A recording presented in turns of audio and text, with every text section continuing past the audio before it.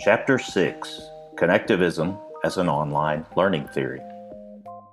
The invention of computer networking in 1969 and of email and computer conferencing in the early 1970s introduced new and unprecedented possibilities for human communication and education. By the mid-1970s, a few professors involved in computer networking research began to explore educational applications for networking in their own classrooms. By the early 1980s, school-based learning networks emerged, experimenting with online collaboration through such projects as electronic pen pals, online newsletters, and online field science activities. In 1986, the first totally online credit university course was delivered at the Graduate School of Education, the University of Toronto. As the field grew in the early 1990s, organizations involved in distance education began exploring online networks for course delivery.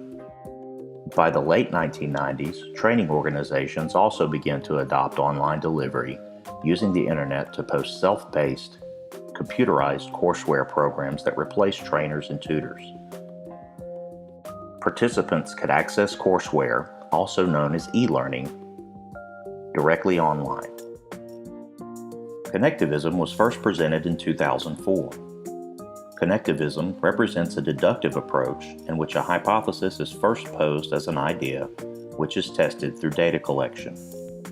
George Siemens proposed connectivism as the learning theory for the digital age in a post to his blog, elearnspace.org, in 2004. Stephen Downes, a co-founder of Connectivism, supported the theory in a 2005 post to his blog, OL Daily. From the connectivist perspective, learning is based on the notion of network intelligence, in which the computer network, not a human teacher or peer, identifies and organizes the links for each learner. Connectivism was pronounced a theory by its proponents. But after more than a decade, the theory has not been empirically confirmed by its founders or by others. Deductive processes include clinical or controlled studies in which a theory about a particular topic is presented, then narrowed into a more specific hypothesis that can be tested. Observations in the deductive approach are then collected to test the hypothesis with specific data to confirm or refute the original theory. The founders and main proponents of connectivist principles as a learning theory are George Siemens and Stephen Downes. Siemens coined the term connectivist theory in a 2004 blog post. Siemens' blog was followed by educators interested in topics related to educational theory, learning networks, and open learning. His bold claim that connectivism was the only learning theory for the digital age because it was the first learning theory to consider technology gained attention in the blogosphere. According to Siemens, previous theories of learning such as behaviorism, cognitivism, and constructivism were not adequate for the digital age since they were not impacted by technology. This fact is what makes connectivism a unique theory of learning for the digital age, Siemens argues. The general principles of connectivist thought. Learning is a process of connecting specialized nodes or information sources.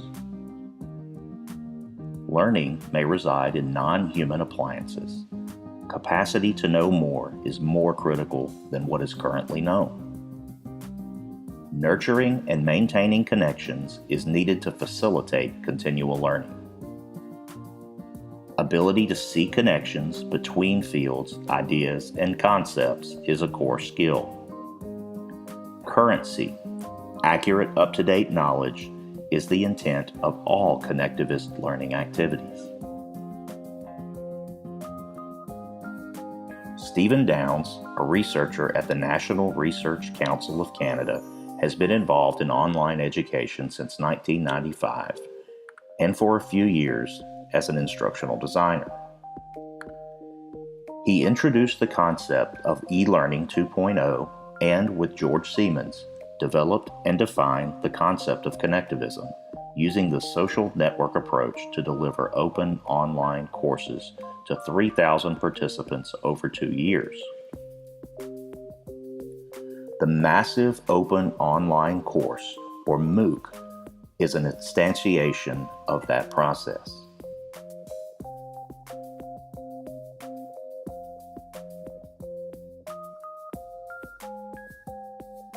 The notion that connectivism represents a new theory of learning has generated some debate and critique.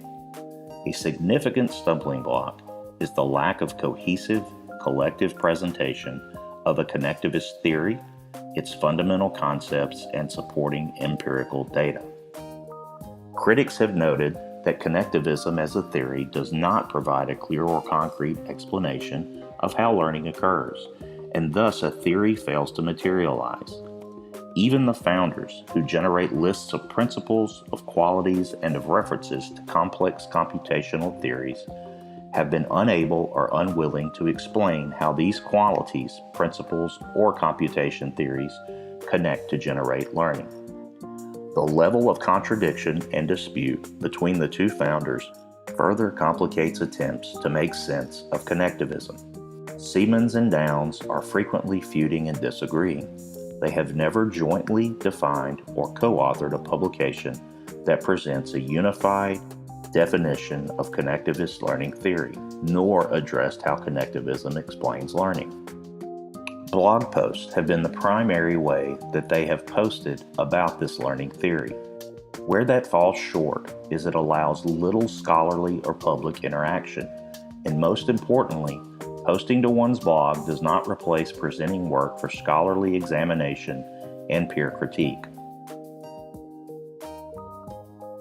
The most recent and sweeping example of the automation of education is the connectivist-inspired American MOOC, Massive Open Online Course. The MOOC pedagogy is essentially the same as that of the mechanical Pressey teaching machine, to automate the transmission of content plus quiz. MOOCs do this through online transmission of video lectures and auto-graded quizzes. Video lectures of 8 to 12 minutes in length are presented following immediately by a multiple-choice quiz that is auto-graded and provides the results to the learner within seconds. This approach is similar to courseware, instruction without an instructor. In 2008, George Siemens taught a University of Manitoba online course that was part of a certificate in adult education titled Connectivism and Connective Knowledge, or CCK08. Siemens invited Stephen Downs to be a co-instructor. This course became known as the original Massive Open Online Course, or MOOC. As the first recognized MOOC course, CCK08 was taught in 2008 to 25 students seeking to obtain a certificate in adult education offered by the University of Manitoba. The instructors experimented with open participation, free to members of the public who could access the course resources and participate in discussions without paying a fee or receiving a course credit. Open content, using free resources available online, and participant self-organization. No instructional organization or input, such as course design, course topics, course schedule, or curriculum. Approximately 2,300 non-paying, not-for-credit participants signed on to the online CCK08. Siemens introduced the terms CMOOC and XMOOC in his 2012 blog to differentiate two types of MOOC offerings.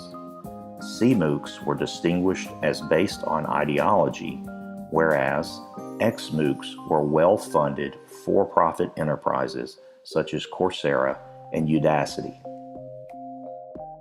Both George Siemens and Stephen Downs ascribe to technology a role of tremendous power. Intelligent networks, based on artificial intelligence, are a central force in connectivist ideology. AI, in effect, replaces the teacher in organizing the curriculum, the information connections and directions for each learner. While neither Siemens nor Downs specifically refer to AI, the role that they ascribe to network intelligence suggests they intend for it to be more than just a database. The intelligence learns to predict what the learner seeks and is able to increasingly organize the links to resources that meet that search.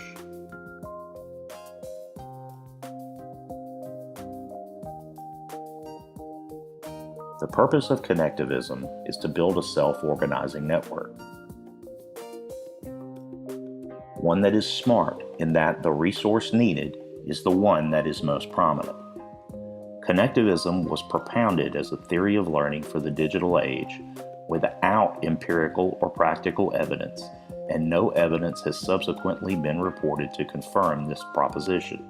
Connectivism went beyond the notion of teaching machines by suggesting the use of thinking machines to replace teachers. Examples of connectivism in practice could be anything from predictive text to full-on machine learning. Some consequences are the manipulation and commoditization of our data, the McNuggetization of our news, and unapologetic spying by those whose free tools we utilize. There have yet to be significant academic contributions to the field of knowledge by other researchers. So while connectivist courses known as MOOCs continue to gain traction, particularly by for-profit institutes, academic and anecdotal feedback remains mixed at best, with high dropout rates and students lost within a sea of information.